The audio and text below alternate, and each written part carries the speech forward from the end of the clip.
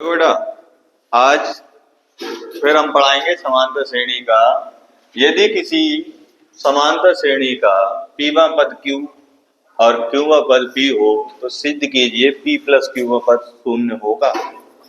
ये हमको क्या करना है, सिद्ध करना है। ठीक है, तो इसको पुराने तरीके से ही करेंगे जैसा कि हमने बता रखा है। एनवा पद निकालना, तो पीवा पद कितना है Q, तो पीवा पद बराबर Q, तो पीवा पद निकालेंगे A plus P minus 1 into d बराबर Q। इसको समीकरण 1 मान लें और क्यूबा पद B हो तो क्यूबा पद कितना हो P। ठीक है, तो अब इसको भी यही वाला फॉर्मूला लगा दो, A plus Q minus 1 into d बराबर P। ये समीकरण हो गई हमारी सेकेंड। ठीक है, दोनों को हल कर लो। हल क्यों करना है, क्योंकि हमें A का मान चाहिए और D का मान चाहिए। A का मान पता होगा और D का मान पता होगा तभी हम P प्लस क्यूबा पद निकाल पाएंगे। ठीक है, निकालना तो है ही नहीं, जीरो सिद्ध करना है। तो A plus P minus 1 into d बराबर Q और A plus Q minus 1 into d बराबर P। घटाने पर माइनस, ये भी माइनस और ये भी माइनस, नीचे के सारे चिन्ह बदल जाएंगे। ठीक है, तो ये A से A कैंसिल हो जाएगा, तो P minus 1 into D minus का Q माइनस 1 इंटू डी बराबर हो जाएगा Q माइनस P। यहां से D कॉमन लेके ओपन कर लेंगे, D कॉमन ले लिया, बचा क्या हमारे पास P minus 1 minus Q minus 1 बराबर Q माइनस P बचा। तो D P minus 1 minus Q, ये हो जाएगा प्लस 1 Q माइनस P। देखो यहाँ पर 1 से 1 कैंसिल, तो D बराबर D इंटू क्या बचा P माइनस Q बराबर Q माइनस P। बेंचे उठा के रखो, ये इस साइड ले जाएं, तो D बराबर हो जाएगा Q minus P upon P minus Q। अब इसको एक जैसी राशि बनाना है तो ऊपर से क्या ले लेंगे, माइनस कॉमन, तो D बराबर यहां से माइनस को बाहर निकालेंगे तो जो माइनस का है वो प्लस का हो जाएगा, प्लस का है वो माइनस का हो जाएगा। तो माइनस को हमने बाहर ले लिया, तो ये जो प्लस माइनस का P है ये प्लस का हो जाएगा और ये माइनस का हो जाएगा, अपॉन क्या हो जाएगा P माइनस Q। ठीक है, ये और ये एक जैसे हो गए, कैंसिल हो जाएंगे, तो D बराबर माइनस का 1। ये हमारा आया सारवांतर, सारवांतर आया हमारा। D का मान समीकरण चाहे 1 में रख दो या 2 में रख दो, हमारा प्रथम पद निकल के आ जाएगा। ठीक है, तो D का मान समीकरण 1 में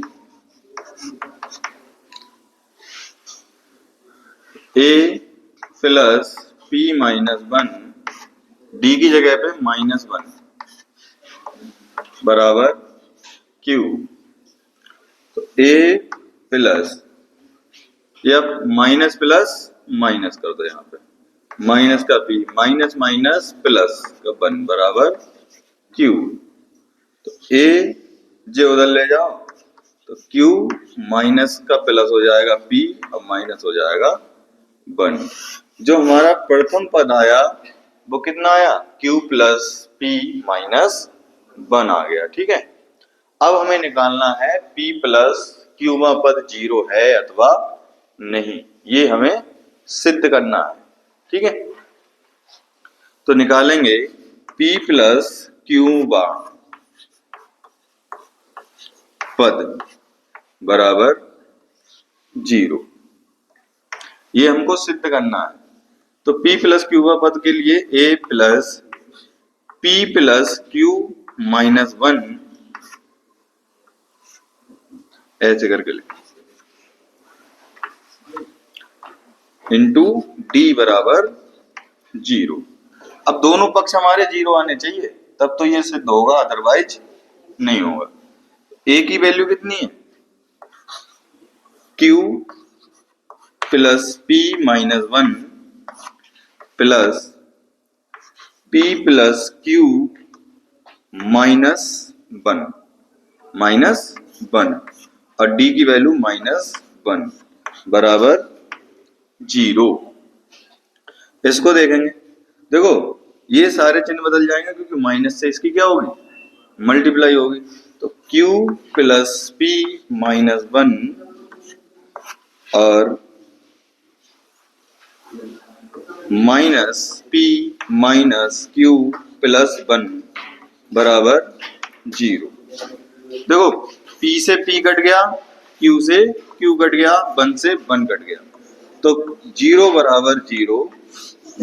तो यह हम सिद्ध कर चुके हैं कि p प्लस q का पद क्या होगा, 0 होगा। इसको देखो, अब अगला सवाल है हमारा कि सिद्ध कीजिए किसी समांतर श्रेणी के प्रारंभ से आरवें पद तथा अंत से आरवें पदों का योग क्या है बेटा, प्रथम पद तथा अंतिम पदों के बराबर है। मतलब हमको ये सिद्ध करना है कि अगर हम सीरीज कोई लें तो उसका आरवां पद और उसका अंत से आरवां पद दोनों प्रथम पद और अंतिम पद के क्या हो, बराबर होने चाहिए। ठीक है, ये हमको सिद्ध करना है। तो माना, सबसे पहले हम मान ले रहे हैं प्रथम पद, इसको हमेशा क्या मानते हैं, ए सार्वंतर क्या हो जाएगा हमारा, डी। तो प्रारंभ से आरवां पद क्या निकालेंगे, पहले प्रारंभ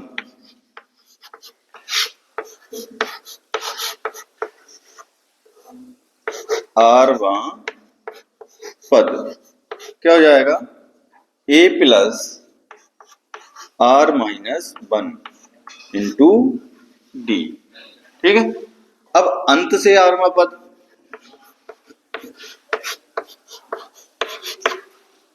यहां एक चीज और मान लें, अंतिम पद, इसकी जरूरत पड़ रही है। अंतिम पद क्या माने हम, L। ठीक है, अंत से आरवां पद क्या हो जाएगा बेटा, L minus r minus 1 into d. ये फॉर्मूला है हमारा, ये अंत से आरवां पद है और ये प्रारंभ से आरवां पद, दोनों के फॉर्मूले हैं। अब इसको लगाएंगे, इन दोनों को अगर हम जोड़ें तथा लगाए तो इन दोनों का अगर हम योग करें, योग भी बोला है पदों का योग, तो इन दोनों का योग करें तो हमें क्या मिलना चाहिए, a प्लस एल मिलना चाहिए, मतलब अंतिम पद तथा प्रारंभिक पद मिलना चाहिए। ठीक है, तो प्रश्नानुसार क्या हो जाएगा बेटा, a plus r minus 1 into d plus l minus r minus 1 into d बराबर क्या होना चाहिए, a प्लस एल, मतलब प्रथम पद तथा अंतिम पदों के बराबर होना चाहिए। ठीक है, अब देखो r माइनस 1 इंटू डी और इधर ये माइनस का r माइनस 1 इंटू डी, तो ये प्लस का है और ये माइनस का है, दोनों कैसे हो जाएंगे, कट जाएंगे। तो क्या हुआ, a प्लस डी बराबर a प्लस डी। दोनों पक्ष हमारे a प्लस डी बराबर आ गए, नहीं आ गए, बराबर आ गए। तो ये हमारा क्या हो रहा है, सिद्ध हो रहा है कि जो किसी समांतर श्रेणी का प्रारंभ से आरवां पद और अंत से आरवां पदों का योग क्या है? हमारे प्रारंभिक पद तथा अंतिम पद के योग के बराबर है। उतार लेंगे। अरे देखो बेटा, अब हो जाएगा किसी एपी के चौथे और आठवें पदों का योग 24 है तथा छठे और 10वें पदों का योग 44 है। ठीक है, तो एपी के प्रथम 3 पद हमें ज्ञात करने हैं। तो इससे हम देखो पहले करेंगे इन दोनों का योग बराबर 24 के और छठे और 10वें पदों का योग बराबर 44 के। इससे हम कर लेंगे ए और डी निकाल लेंगे। क्या निकालेंगे? प्रथम पद और सार्वांतर। जब प्रथम पद और सार्वांतर निकाल आएंगे तो आराम से हम उसके 3 पद भी निकाल लेंगे। ठीक है, देखो चौथे और आठवें पदों का योग। तो पहले देखेंगे चौथा पद।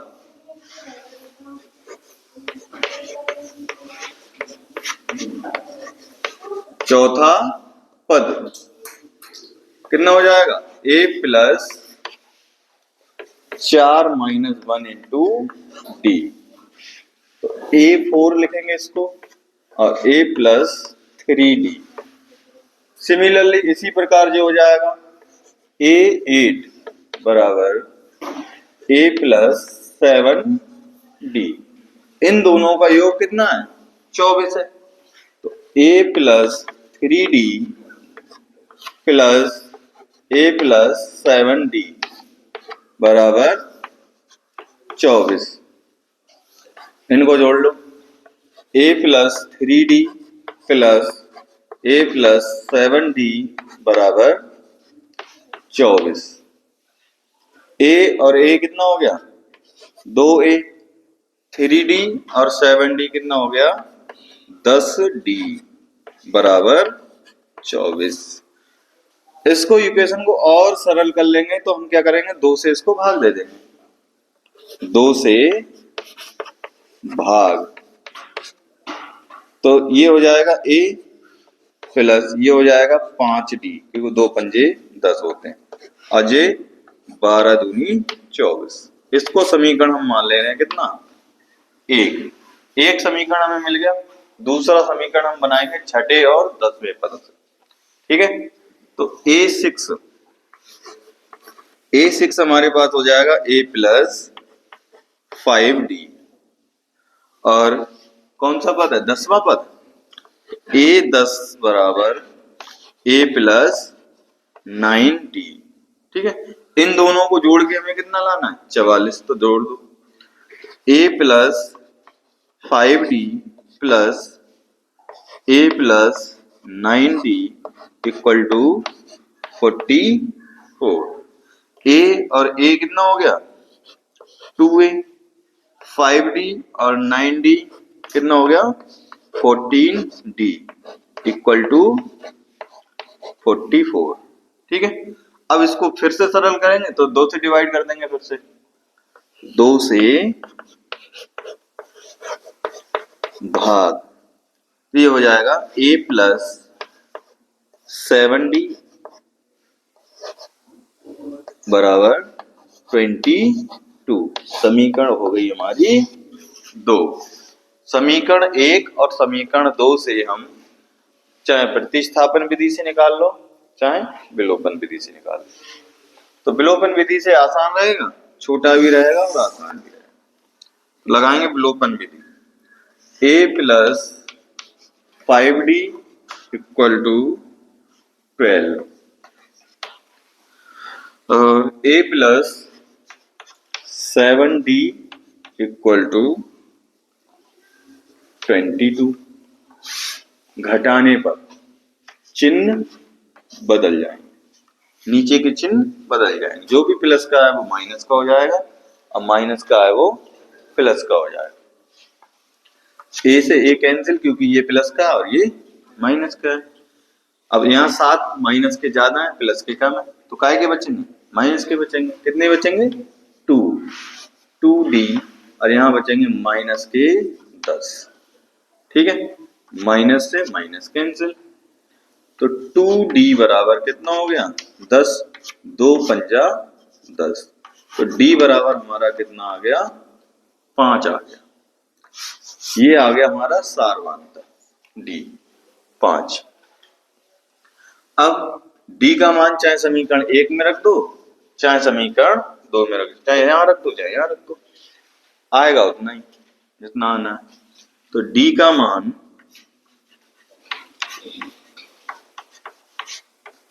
समीकरण 1 में, तो डी का मान समीकरण 1 कहाँ है, ये a प्लस 5 और डी की जगह पे भी कितना रखना है, 5 इक्वल टू 12। तो a प्लस 5 25 बराबर 12। 25 को उधर भेजेंगे तो a बराबर हो जाएगा 12 माइनस 25। तो a बराबर हो जाएगा माइनस का 13। अब हमारे पास a भी आ गया और d भी आ गया। जब a और d दोनों मिल चुके हैं हमारे पास, तो अब हम सीरीज आराम से बना लेंगे। तो AP के 3 पद हमें ज्ञात करने। तो AP हो जाएगा हमारा a प्लस d और a प्लस 2d। ये 3 पद हमको ज्ञात करने। पहला पद हमारा माइनस का 13, अब माइनस 13 अब प्लस का 5, और ये हो जाएगा a की जगह पे माइनस 13 प्लस 2 इंटू 5। तो माइनस 13 कॉमा ये 13 में से 5 गए माइनस के 8 और माइनस के 13 प्लस 2 पंजे 10। तो माइनस 13 कॉमा माइनस 8 कॉमा 13 में से 10 गए माइनस के 3। तो प्रथम 3 पद हमारे लिए ये मिल गए। इसको नोट डाउन कर लेंगे। तो अगला क्वेश्चन है हमारा सवाल नंबर 38। कोई व्यक्ति है सुब्बा राव, उन्होंने 1995 में 5,000 रुपए वेतन पर एक नौकरी की और मासिक वेतन पर उनकी कितनी वृद्धि हुई, 200 रुपए की वृद्धि हुई। मासिक नहीं, वार्षिक वृद्धि हुई। किस वर्ष में उनका 7,000 रुपए हो जाएगा, मतलब कितने साल बाद उनके जो सैलरी है वो कितनी हो जाएगी, 7,000 हो जाएगी।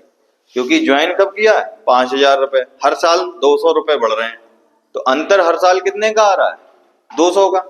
जब 200 का अंतर आ रहा है तो ये हमारा जो अंतर होता है वही तो सार्वांतर होता है। प्रत्येक पद में 200 का अंतर है प्रत्येक वर्ष, तो ये हो जाएगा हमारा सार्वांतर। सार्वांतर कितना हो जाएगा, 200। प्रथम पद हमारे लिए दिया है, कितना दिया है, 5,000। an जो है एनवा पद हमें जो दिया है वो कितना हो रहा है, 7,000 रुपए। तो an वाले फॉर्मूले से हम इसको ज्ञात कर लेंगे कि कितने वर्ष बाद उनकी जो सैलरी है वो कितनी हो जाएगी, 7,000 रुपए हो जाएगी। ज्ञात करेंगे अब इसे। तो दिया है प्रथम पद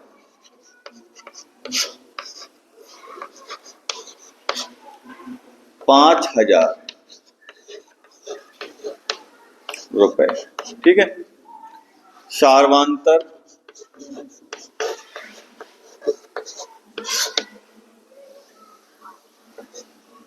ये a बराबर ये d बराबर, सार्वांतर 200 रुपए की वृद्धि हो रही है प्रत्येक वर्ष 200।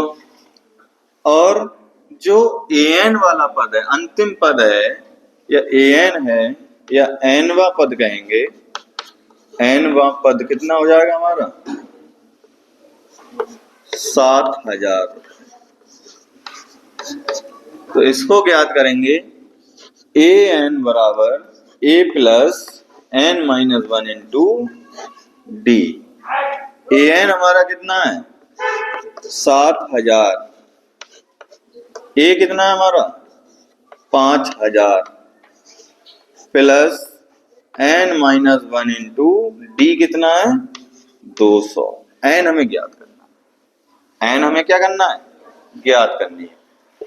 ये 5,000 को हम इधर लेके आएंगे तो 7,000 माइनस कितना हो जाएगा 5000 बराबर n-1 इंटू 200। देखो 7000 से 5000 घटाएंगे तो कितना बचेगा 2000 बचेगा बराबर n-1 इंटू 200। ये 200 इधर गुणा में, अगर हम इसको पक्षांतर करेंगे तो कितना हो जाएगा 2000 बटे 200 बटे में पहुंच जाएगा जी। तो n-1 और 2000 बटे कितना हो जाएगा 200। 2 जीरो से 2 जीरो कट गए, 2 ढाई 20। तो n-1 बराबर कितना बचा हमारा 10। n 10 और ये उधर जाएगा तो काय का हो जाएगा प्लस का, n बराबर हो जाएगा हमारा 11। तो 11वां जो वर्ष होगा 11वें वर्ष में जाकर सुब्बा राव जी की जो सैलरी है वो कितनी हो जाएगी 7000 रुपए हो जाएगी। कितने वर्षों बाद 11 वर्षों। तो 11वें वर्ष में हमारे जो सुब्बा राव जी है उनकी सैलरी कितनी हो रही है 7000 रुपए हो रही है। इसको नोट डाउन कर लो।